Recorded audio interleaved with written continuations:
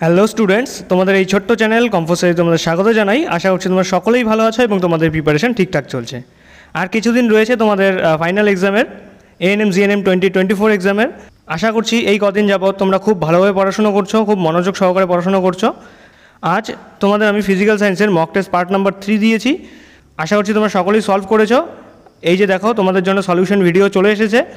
আর তোমরা যারা এখনও মক টেস্ট পাওনি, তোমরা ভিডিও দেখছো, তাদেরকে আমি বলছি যে তোমরা আমাদের টেলিগ্রাম চ্যানেল এবং হোয়াটসঅ্যাপ গ্রুপে জয়েন করো। এই দুই গ্রুপে তোমরা পিডিএফ পেয়ে যাবে। দেখো এখানে পিডিএফ পোস্ট করা আছে, ঠিক আছে? পিডিএফ পেয়ে যাবে তোমরা এই দুই গ্রুপে। পিডিএফ ডাউনলোড করে আগে পুরো মক টেস্টটি নিজেরাই সলভ করবে, তারপরে এসে সলিউশন দেখবে, ঠিক আছে? আমি এটাই ধরে নেব যে তোমরা যারা যারা কমপ্লিট ভিডিওটি দেখবে, কমপ্লিট ক্লাসটি করবে, তোমরা সকলেই সলভ করে এসেছো, ঠিক আছে? যারা করোনি তোমরা আগে করো, তারপরেই এসে সলিউশন দেখবে। আর এই সমস্ত গ্রুপের লিঙ্ক ডেসক্রিপশনে দেওয়া আছে, এখনই যাও সেখান থেকে ডাউনলোড করে আগে সলভ করে নাও, ঠিক আছে? তাহলে চলো আমরা দেখি নিই আজকের আমাদের mock test part 3 physical science. দেখো প্রথম প্রশ্ন কী দেওয়া আছে, বলেছে প্রতি 1 কিলোমিটার উপরে উঠলে বায়ুর উষ্ণতা কমে। 1 কিলোমিটার উপরে উঠলে বায়ুর উষ্ণতা কত কমতে থাকে, ঠিক আছে? উপরের দিকে যত 1 কিলোমিটার উঠবো তত বায়ুর উষ্ণতা কত কমে। অপশন আছে 5 degree centigrade, 5.5 degree centigrade, 6 degree centigrade নাকি 6.5 ডিগ্রি সেন্টিগ্রেড। খুব ইজি কোশ্চেন, রাইট আনসার হয়ে যাচ্ছে ডি। তোমরা সকলেই দিয়েছো ডি। 6.5 ডিগ্রি সেন্টিগ্রেড উষ্ণতা কমতে থাকে প্রতি 1 কিলোমিটার উপরে উঠলে, ঠিক আছে? নেক্সট 2 নম্বর প্রশ্ন, বলেছে বায়ুমণ্ডলের কোন স্তরে অধিকতর বায়ু দূষণ ঘটে। সবথেকে বেশি বায়ু দূষণ ঘটে বায়ুমণ্ডলের কোন স্তরে। অপশন আছে ম্যাগনেটোস্ফিয়ার, ট্রপোস্ফিয়ার, ওজোনোস্ফিয়ার নাকি স্ট্র্যাটোস্ফিয়ার। এখানে সঠিক উত্তর হয়ে যাচ্ছে অপশন নাম্বার বি, ট্রপোস্ফিয়ার, ঠিক আছে? ট্রপোস্ফিয়ারে সবথেকে বেশি বায়ু দূষণ ঘটে। নেক্সট 3 নম্বর প্রশ্ন, বলেছে একজোড়া ভেক্টর রাশি হলো। এখানে দেখো একজোড়া করে রাশি দেওয়া আছে, এদের মধ্যে দুটি মানে এক জোড়াই ভেক্টর রাশি, সেটা কোনটা আমাদের বের করতে হবে। অপশন আছে ক্ষমতা এবং চাপ, প্রবাহ মাত্রা এবং টর্ক, প্রবাহ মাত্রা ও বল নাকি টর্ক এবং ভরবেগ। এখানে আমাদের রাইট আনসার কী হয়ে যাবে, টর্ক, ঠিক আছে? টর্ক এবং ভরবেগ, অপশন নাম্বার ডি। দেখো টর্ক টাও এর মাথায় আমরা এই তীর চিহ্ন দিয়ে প্রকাশ করি, মানে vector equals to R cross F হয়, ঠিক আছে? এটা ক্রস প্রোডাক্ট। তারপর ভরবেগ যে রয়েছে momentum equals to M V, এটা হলো ভরবেগ। তাহলে টর্ক এবং ভরবেগ উভয়ই হলো ভেক্টর রাশি, ঠিক আছে? নেক্সট 4 নম্বর প্রশ্ন, বলেছে কোনো গতিশীল বস্তুর ক্ষেত্রে গড় দ্রুতি শূন্য হতে পারে, গড় বেগ শূন্য হতে পারে না, গড় দ্রুতি কখনোই শূন্য হতে পারে না নাকি ভরবেগ শূন্য হতে পারে। দেখো এখানে আমাদের রাইট আনসার যেটা হয়ে যাবে সেটা হলো অপশন নাম্বার সি, গড় দ্রুতি কখনোই শূন্য হতে পারে না কোনো গতিশীল বস্তুর ক্ষেত্রে। এখানে গড় দ্রুতি শূন্য হতে পারে, এটা একেবারেই ভুল। গড় বেগ শূন্য হতে পারে না, এটা ভুল। গড় বেগ শূন্য হতে পারে, যদি তার সরণ শূন্য হয় তাহলে কি গড় বেগও শূন্য হবে। এবারে ভরবেগ শূন্য হতে পারে, এটা ভরবেগ কখনো শূন্য হবে না, কারণ এখানে বলেছে কোনো গতিশীল বস্তু, আর বস্তুর মাস কিন্তু থাকবেই। আর ভরবেগ আমরা জানি কি এমভি। এবারে মাস যদি থাকে, ঠিক আছে, তার গতিবেগ গতিশীল যেহেতু আছে সেই হিসেবে গতিও আছে, তাহলে শূন্য কিন্তু হবে না, রাইট আনসার, ঠিক আছে? চলো নেক্সট 5 নম্বর প্রশ্ন, বলেছে একটি কণা মোট অতিক্রান্ত দূরত্বের প্রথম অর্ধেক ইউ দ্রুতিতে এবং বাকি অর্ধেক ভি দ্রুতিতে অতিক্রম করে, সমগ্র যাত্রাপথে কণাটির গড় দ্রুতি কত হবে। একটি কণা আছে, এই হলো টোটাল তার যাতায়াতের পথ। প্রথম অর্ধেক গিয়েছিল সেই ইউ দ্রুতিতে এবং পরের অর্ধেক গিয়েছিল ভি দ্রুতিতে, তাহলে সমগ্র যাত্রাপথে কণাটির গড় দ্রুতি কত। অপশন আছে U plus V by 2, U V by U plus V, 2 UV by U plus V নাকি 2 into U plus V by UV. এটা খুব ইম্পর্টেন্ট কোশ্চেন, ঠিক আছে? স্টামাক দিয়ে রাখবে। এখানে তোমাদের রাইট আনসার হয়ে যাবে গ নম্বর option 2 UV by U plus V, ঠিক আছে? যদি একটা ডিস্টেন্স দেওয়া থাকে টোটাল, আর তার অর্ধেক একটা বেগে গেল আর অর্ধেক আরেকটা বেগে গেল, তখন আমাদের এই সূত্রটি প্রয়োগ করতে হয়, ঠিক আছে? 2 ইউভি আপন ইউ প্লাস ভি, ঠিক আছে? চলো নেক্সট 6 নম্বর প্রশ্ন, বলেছে পাশের লেখচিত্র থেকে বস্তুটির অতিক্রান্ত দূরত্ব নির্ণয় করো। এই যে লেখচিত্র দেওয়া আছে বেগ সময় লেখচিত্র, এই বেগ সময় লেখচিত্র থেকে অতিক্রান্ত দূরত্ব অর্থাৎ এস, ঠিক আছে, আমরা কিভাবে বের করব। দেখো তোমাদের এই কোশ্চেনটি সলভ করার আগে আমি বলে দিচ্ছি যে যখনই বেগ সময় লেখচিত্র দিয়ে অতিক্রান্ত দূরত্ব বের করতে বলবে, তখনই তোমরা কি করবে, সেই লেখচিত্রের এরিয়া বের করবে, ক্ষেত্রফল বের করবে, ঠিক আছে? মানে এই যে গ্রাফটির এই জায়গাটা এটা কত হবে, এই ক্ষেত্রফলটা কত হবে সেটা তোমাদের বের করতে হবে। এবারে দেখো এখানে কি, এটা একটা ত্রিভুজ দেওয়া আছে, তাই তো? এটা একটা ত্রিভুজ, আর এই ত্রিভুজের আমরা ক্ষেত্রফল কি জানি, হাফ ইন্টু ভূমি মানে বেস ইন্টু উচ্চতা মানে হাইট, তাই তো? এবারে মান বসিয়ে দাও, হাফ ইন্টু ভূমির মান দেওয়া আছে দেখো 10 আর উচ্চতা দেওয়া আছে 20। এবারে 2 দিয়ে এখানে কাটো 10, তাহলে 10 10 100 হয়ে যাচ্ছে। তাহলে এই যে পাশের লেখচিত্র থেকে বস্তুর অতিক্রান্ত দূরত্ব আমাদের বের করতে বলেছে, এখানে অতিক্রান্ত দূরত্ব কী হয়ে যাবে 100 মিটার, বি নাম্বার হয়ে যাচ্ছে আমাদের রাইট আনসার। ঠিক আছে, কীভাবে বের করতে হয় একদম ইজি। বেগ সময় লেখচিত্র যদি দেওয়া থাকে তাহলে আমাদের বেগ সময় লেখচিত্রের ক্ষেত্রফল যেটা বেরোবে সেটাই হবে অতিক্রান্ত দূরত্ব। ঠিক আছে, চলো নেক্সট 7 নম্বর প্রশ্ন বলেছে পড়ন্ত বৃষ্টির ফোঁটার প্রান্তীয় বেগ অর্জন করার কারণ হলো। বৃষ্টির ফোঁটা যখন পড়ে তখন শেষের দিকে এসে বৃষ্টির ফোঁটার কিন্তু অতটা স্পিড থাকে না, সে একটা প্রান্তীয় বেগ অর্জন করে। এই প্রান্তীয় বেগ অর্জন করার কারণ কি? অপশন আছে বায়ুর সান্দ্রতা, বায়ুর ঊর্ধ্বঘাত, বায়ু প্রবাহ নাকি পৃষ্ঠটান। বৃষ্টির ফোঁটা যে গতিতে নিচের দিকে পড়তে থাকে অ্যাকচুয়ালি সেই গতিতেই যদি আমাদের গায়ে পড়তো তাহলে কিন্তু পৃথিবীতে কোনো জীব বেঁচে থাকতে পারতো না। ঠিক আছে, বৃষ্টির ফোঁটা কী হবে? বায়ুমণ্ডলের মধ্যে একটি প্রান্তীয় বেগ অর্জন করে নির্দিষ্ট একটি কারণের জন্য, যার ফলেই কিন্তু বৃষ্টির ফোঁটা ধীরে ধীরে ভূপৃষ্ঠে পড়ে। সেই কারণটি কি আমাদের বলতে হবে। অপশন আছে বায়ুর সান্দ্রতা, বায়ুর ঊর্ধ্বঘাত, বায়ু প্রবাহ নাকি পৃষ্ঠটান। এখানে আমাদের রাইট আনসার হয়ে যাবে অপশন নাম্বার ক, বায়ুর সান্দ্রতা। ঠিক আছে, বায়ুর সান্দ্রতার জন্যই পড়ন্ত বৃষ্টির ফোঁটা প্রান্তীয় বেগ অর্জন করে। ঠিক আছে, চলো নেক্সট 8 নম্বর প্রশ্ন বলেছে কোন পদার্থটির স্থিতিস্থাপকতা সবথেকে বেশি। স্থিতিস্থাপকতা সবথেকে বেশি কার? খুব ইম্পর্টেন্ট কোশ্চেন, স্টার মার্ক আমি দুটো দিয়ে দিলাম। এখানে দেখো অপশন দেওয়া আছে ইস্পাত, তামা, রবার নাকি স্পঞ্জ। আশা করছি তোমরা সকলেই এই কোশ্চেনটির সঠিক উত্তর দিয়েছ। কি দিয়েছ? একদম ক নাম্বার দিয়েছ, ঠিক। ইস্পাতের স্থিতিস্থাপকতা সবথেকে বেশি। এখানে যারা রবার দিয়েছ তাদের বলে রাখি রবার হবে না, ইস্পাতের স্থিতিস্থাপকতা সবথেকে বেশি হয়, রবারের নয়। ঠিক আছে, নেক্সট 9 নম্বর প্রশ্ন বলেছে একটি তারে 9.8 × 10⁶ নিউটন পার মিটার স্কোয়ার পীড়ন প্রয়োগ করলে দৈর্ঘ্য বৃদ্ধির শতকরা হার কত। এখানে সেই তারের ইয়ং গুণাঙ্ক দেওয়া আছে y = 1 × 10⁻11 Newton per metre square. দেখো যখনই আমাদের এই পীড়ন, বিকৃতি, এই সমস্ত, তারপর দৈর্ঘ্য বৃদ্ধির শতকরা এগুলো বলবে তখন আমাদের একটা সূত্র মাথায় আসা উচিত, সেটা হলো হুকের ল। ঠিক আছে, হুকের সূত্র কীরকম? হুকের সূত্রতে আমরা জানি যে F/A = y মানে ইয়ং গুণাঙ্ক ইন্টু ডেল্টা L/L। এখানে F/A হলো পীড়ন আর ডেল্টা L/L হলো বিকৃতি, আর এখানে y হলো ইয়ং গুণাঙ্ক। এবারে আমাদের এখানে কি বলেছে দেখো, দৈর্ঘ্য বৃদ্ধির শতকরা হার। দৈর্ঘ্য বৃদ্ধির শতকরা হার যদি আমাদের বের করতে হয় তাহলে আমাদের এই মানটাকে বের করতে হবে, মানে ডেল্টা L/L × 100, এই মানটা আমাদের বের করতে হবে। এবারে দেখো ডেল্টা L/L দেওয়া আছে, তাহলে এখানে লেখো ডেল্টা L/L, ঠিক আছে, ইন্টু 100 লিখে রাখো, যেহেতু শতকরা মান তাই আমাদের এখানে F/A আসছে, তাই তো? ঠিক। এবারে দেখো আমি নিচে করে দিচ্ছি, এখানে F/A কে আমরা কি বলতে পারি? মাত্রই বললাম পীড়ন বলতে পারি, তাহলে আমরা এটাকে কি লিখতে পারি? পীড়নকে ধরো আমি P দিয়ে প্রকাশ করলাম। ঠিক আছে, স্ট্রেসও বলা যেতে পারে পীড়নকে, পীড়ন/y। ঠিক আছে, এবারে আমি তোমাদের এটা মুছে দিচ্ছি, মুছে দিয়ে দেখো তোমাদের দেখিয়ে দিই ভালো মতো। দেখো এখানে এটা মুছে দিলাম। এতটুকু তোমরা কিন্তু আগের থেকে তুলে রাখবে, কারণ এখানে জায়গা কম আছে আর তোমাদের লিখে যেহেতু দেখাতে হবে তাই কিন্তু আমি মুছে দিলাম। তোমরা ভিডিও পজ করে আগে তুলে নেবে। ঠিক আছে, দেখো এবারে আমরা কত দূর পর্যন্ত ছিলাম, কোন জায়গায়, যে ডেল্টা L/L = কী হচ্ছে? স্ট্রেস বা পীড়ন বাই y। এবার পীড়নের মান বসিয়ে দাও। পীড়নের মান কত? 9.8 × 10⁶ আপন y এর মান কত দেওয়া আছে? 1 × 10⁻11, তাই তো? এবারে এই যে 10⁶ দিয়ে 10⁻11কে কাটো, এখানে আসে 10⁵। তাহলে এটা বেরিয়ে আসছে 9.8 × 10⁵। এবারে দেখো যেহেতু আমাদের বলেছে শতকরা হার কত, তাই আমরা এখানে 100 দিয়ে গুণ করে দিব। এখানে 100 দিয়ে গুণ করতে হবে, তাহলে এখানে 100 দিয়ে গুণ করলে আমাদের যেটা মান আসবে সেটা হলো 0.0098%। আমাদের রাইট আনসার কী হয়ে যাবে? অপশন নাম্বার A হয়ে যাবে আমাদের রাইট আনসার। ঠিক আছে, 0.0098% হবে সেই তারের দৈর্ঘ্য বৃদ্ধির শতকরা হার। বুঝতে পারলে কীভাবে বের করতে হবে? এখানে সূত্র শুধু তোমাদের একটাই মনে রাখতে হবে, সেটা হলো F/A = y ইয়ং গুণাঙ্ক ডেল্টা L/L। এই সূত্রটা তোমাদের মাথায় রাখলেই কিন্তু এই অঙ্কটা খুব সহজেই হয়ে যাবে। আর এ ধরনের সোজা কোশ্চেন আসার চান্সই কিন্তু সবথেকে বেশি। ঠিক আছে, চলো নেক্সট 10 নম্বর প্রশ্ন। দেখো বলেছে নিচের কোন বক্তব্যটি সঠিক। 4টি অপশান দেওয়া আছে, এখান থেকে তোমাদের সঠিক তথ্যটি বের করে নিতে হবে। অপশান দেওয়া আছে ক্যাথোড রশ্মি হলো ধনাত্মক তড়িৎগ্রস্ত অতি ক্ষুদ্র কণার স্রোত। তারপর দেওয়া আছে সোডিয়ামের যোজ্যতা ইলেকট্রন একটি। ইলেকট্রন আবিষ্কার করেন স্যাডউইক, নাকি নিউট্রন আবিষ্কার করেন গোল্ডস্টাইন। কোনটি সঠিক বক্তব্য? এখানে আমাদের রাইট আনসার হয়ে যাবে অপশান নাম্বার বি, সোডিয়ামের যোজ্যতা ইলেকট্রন একটি। ঠিক আছে, এটাই শুধুমাত্র এখানে সঠিক দেওয়া আছে, বাকি সব ভুল। দেখো ক্যাথোড রশ্মি হলো ধনাত্মক তড়িৎগ্রস্ত কণা নয়, ঋণাত্মক তড়িৎগ্রস্ত কণার স্রোত। ঠিক আছে, তারপর গ নাম্বার দেওয়া আছে ইলেকট্রন আবিষ্কার করেন স্যাডউইক, একদম ভুল। ইলেকট্রন আবিষ্কার করেন কে? J Thomson. তারপর এখানে দেখো নিউটন আবিষ্কার করেন গোল্ডস্টাইন, এটা ভুল, নিউটন আবিষ্কার করেন কে? স্যাডউইক। বুঝতে পারলে? চলো নেক্সট 11 নম্বর প্রশ্ন বলেছে জলের একটি অণুর ভর কত? জলের একটি অণুর ভর স্টার মার্ক দিয়ে রাখলাম।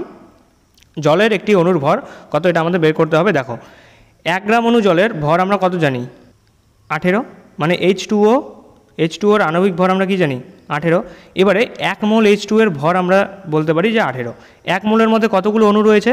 সেটা হলো 6.022 × 10⁻23। এতগুলো অণু রয়েছে 1 মোল জলে।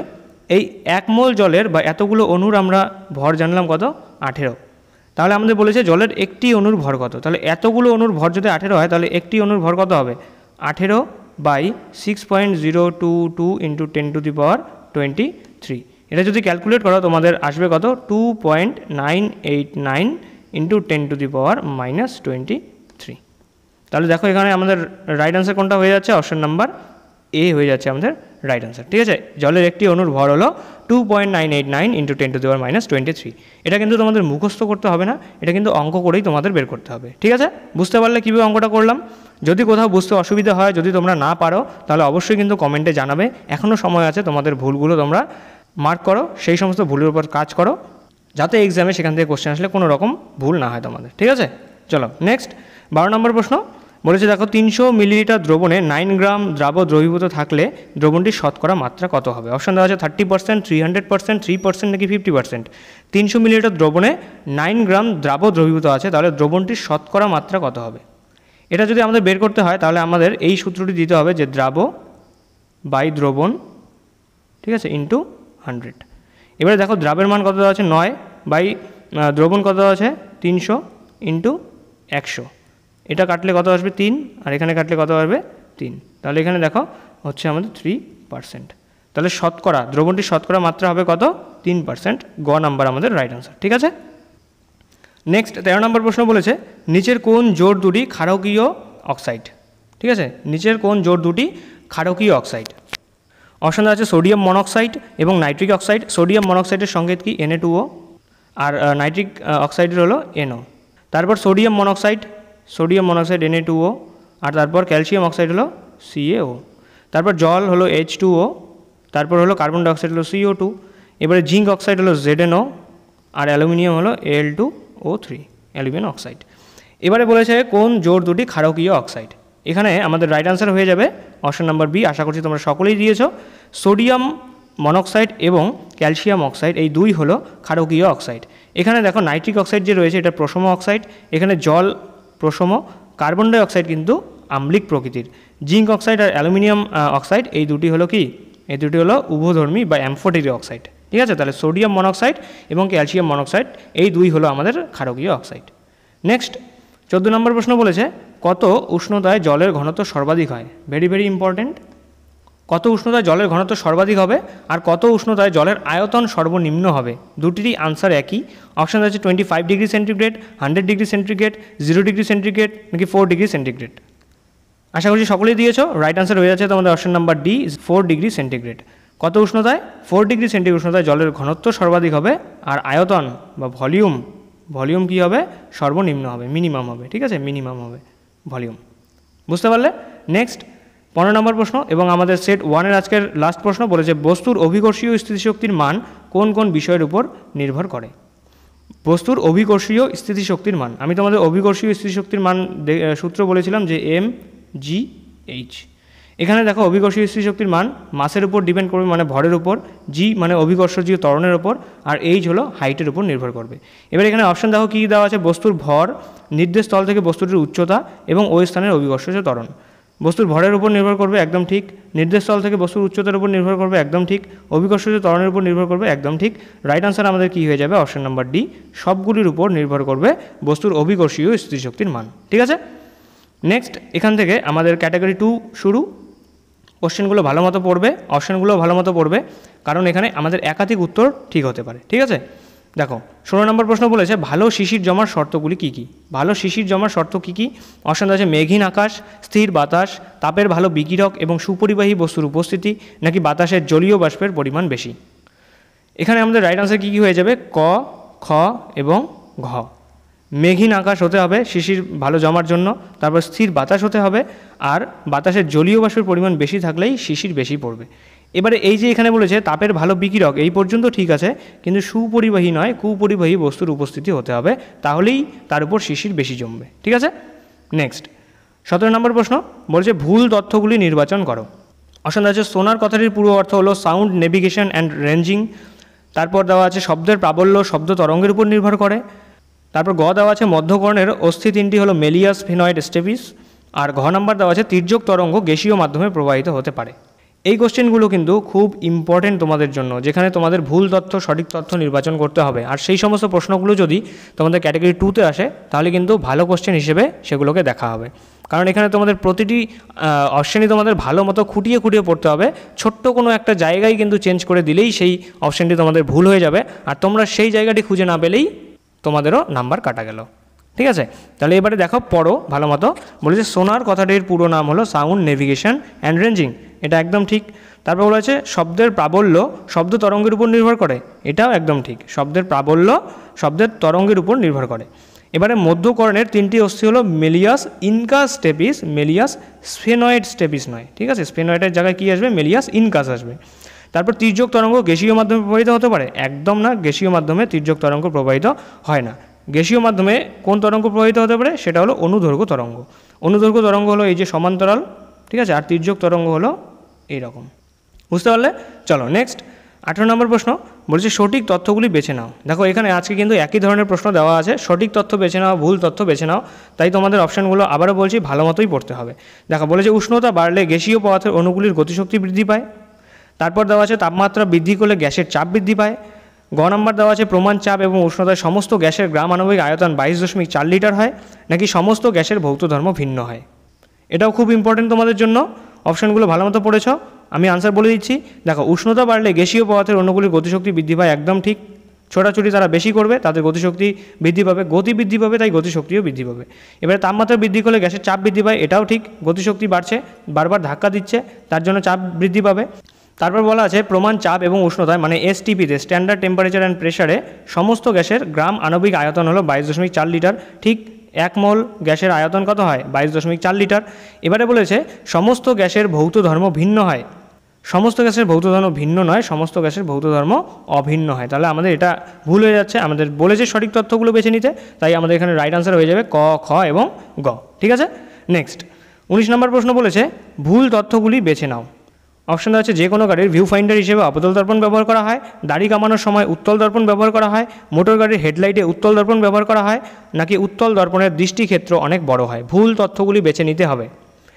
এ ধরনের প্রশ্ন যদি তোমাদের বেশি প্র্যাকটিস করা থাকে তাহলে কিন্তু তোমাদের অনেক সুবিধা হবে, কারণ এর থেকে বেশি কঠিন প্রশ্ন তোমাদের এক্সামে আসবে না। এখানে তোমাদের একসাথে অনেকগুলো কনসেপ্ট, অনেকগুলো পয়েন্ট একসাথে তোমাদের মনে রাখতে হচ্ছে। এখানে 4টি অপশন দিয়ে 4টি প্রশ্ন তোমরা সলভ করছো অ্যাকচুয়ালি বলতে গেলে। ঠিক আছে, দেখো অপশানগুলো পড়ো। বলেছে যে কোনো গাড়ির ভিউ ফাইন্ডার হিসেবে অবতল দর্পণ ব্যবহার করা হয়, একদম ভুল। ভিউ ফাইন্ডারে আমরা উত্তল দর্পণ ব্যবহার করে থাকি। এর কারণ কি, সেটা হলো উত্তল দর্পণের দৃষ্টিক্ষেত্র অনেক বড় হয়। তাহলে এটা কিন্তু আমাদের রাইট।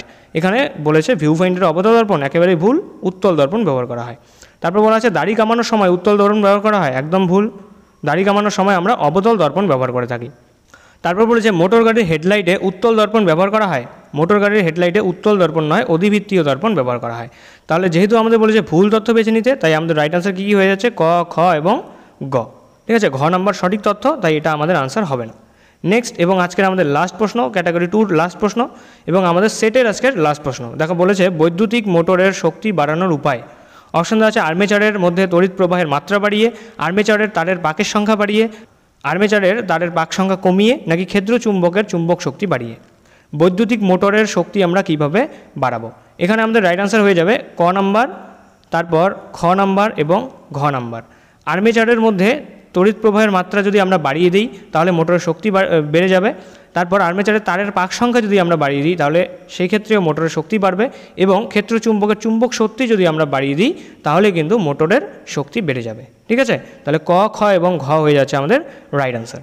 তাহলে এখানেই ছিল আজকে আমাদের টোটাল 20টি প্রশ্ন, প্র্যাকটিস সেট 3 ফিজিক্যাল সায়েন্সের। এখানেই তোমাদের সলিউশন আজকে শেষ হলো। এখন তোমরা সম্পূর্ণটা মিলিয়ে নিলে এখন তোমরা অবশ্যই কমেন্টে জানাবে যে তোমার এই 20টি প্রশ্নের মধ্যে ক্যাটাগরি 1 ক্যাটাগরি 2 মিলে নেগেটিভ মার্কস সহ তোমার কত আসছে সেটা কমেন্টে অবশ্যই তোমরা জানাবে, ঠিক আছে। আর তোমরা এটাও জানাবে যে এই যে প্র্যাকটিস সেটগুলো তোমাদের দেওয়া আছে এই প্র্যাকটিস সেটগুলো তোমাদের জন্য হেল্পফুল হচ্ছে কিনা বা তোমাদের সলভ করে কী রকম লাগছে। তোমাদের কমেন্ট কিন্তু আমাদের জন্য খুবই গুরুত্বপূর্ণ, ঠিক আছে। এবারে তোমরা আমাদের Telegram channel, YouTube channel, WhatsApp group সমস্ত গ্রুপে জয়েন করো, ঠিক আছে। কারণ তোমাদের এক্সাম পর্যন্ত এই কম্পোস্টাডি ইউটিউব চ্যানেলে তোমাদের মক টেস্ট দেওয়া হচ্ছে, ক্লাস দেওয়া হচ্ছে, তোমাদের লাইফ সায়েন্সের লাস্ট মিনিট সাজেশন দেওয়া হচ্ছে কোশ্চেন প্র্যাকটিসের মাধ্যমে। তো তোমরা সেই সমস্ত কিছু করো, তার জন্য তোমাদের চ্যানেলটিকে সাবস্ক্রাইব করে রাখতে হবে। আর সমস্ত কিছু লিঙ্ক তোমরা এই পিডিএফে পেয়ে যাবে সেকেন্ড লাস্ট স্লাইডে। এখানে ক্লিক হেয়ার করলেই তোমরা সরাসরি আমাদের সেই সমস্ত গ্রুপ বা পেজ এবং চ্যানেলে চলে গিয়ে জয়েন ফলো বাটন ট্যাপ করে কিন্তু আমাদের সাথে তোমরা সহজেই যুক্ত হতে পারবে, ঠিক আছে। এরপরে যখন তোমাদের এক্সাম হবে, এক্সামের পরে তোমাদের কাউন্সেলিং প্রসেস রয়েছে, সেই সমস্ত কাউন্সেলিং প্রসেসেও কিন্তু তোমাদেরকে হেল্প করার জন্য আমরা রয়েছি। শুধু তোমাদের কী করতে হবে, আমাদের এই সমস্ত চ্যানেল এবং পেজগুলোতে জয়েন করে থাকতে হবে, কারণ বিভিন্ন আপডেট পাওয়ার জন্য, ঠিক আছে। আশা করছি তোমরা সকলেই জয়েন করবে, সকলেই পাশে থাকবে। তাহলে আজকের ক্লাস এই পর্যন্তই। তোমরা যারা যারা এখনও ক্লাসটি দেখছো তোমাদের থ্যাংক ইউ জানাই। আশা করছি তোমাদের এই সলিউশন ভিডিওটি ভালো লেগেছে। ভালো লাগলে অবশ্যই ভিডিওটিকে একটি লাইক করে দেবে আর কমেন্টে অবশ্যই তোমার মার্কস জানাবে। যাদের সব ঠিক হয়েছে খুব ভালো, তোমরা আরেকবার তোমাদের চ্যাপ্টারগুলো রিভাইজ করে যাও, মক টেস্টগুলো সলভ করে যাও। আর যাদের ভুল হচ্ছে তোমরা তোমাদের ভুলগুলোকে মার্ক করো, তোমাদের ভুলগুলোকে সংশোধন করো, ঠিক আছে। যদি তোমাদের কোনো ডাউট থেকে থাকে তাহলে অবশ্যই কমেন্ট বক্সে, নতুবা আমাদের Telegram discussion group, WhatsApp group রয়েছে, সেখানে তোমরা জানাও, তোমাদের ডাউটগুলো তোমরা সলভ করে নাও এই কিছু দিনের মধ্যেই, ঠিক আছে। এক্সাম হলে যাতে কোনো রকম তোমাদের ডাউট না থাকে। আর তোমরা অবশ্যই ভিডিওটিকে তোমাদের বন্ধুবান্ধবদের মধ্যে শেয়ার করে দেবে, মক টেস্টগুলোকে তোমরা শেয়ার করে দেবে তোমাদের বন্ধুবান্ধবদের মধ্যে।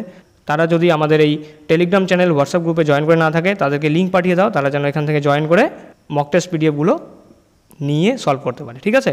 আর যারা এখনও তোমরা চ্যানেলটিকে সাবস্ক্রাইব করোনি, তোমরা চ্যানেলটিকে অবশ্যই সাবস্ক্রাইব করো। আর এই যে বেল আইকনটি রয়েছে, বেল আইকন ট্যাপ করে নোটিফিকেশন অল করে রাখো, যাতে কোনো ক্লাসের নোটিফিকেশন তোমাদের মিস না হয়, ঠিক আছে। তাহলে দেখা হচ্ছে তোমাদের সাথে নেক্সট মক টেস্ট সলিউশনে। ততদিনের জন্য বাই, পড়তে থাকো, ভালো থাকো এবং সুস্থ থাকো।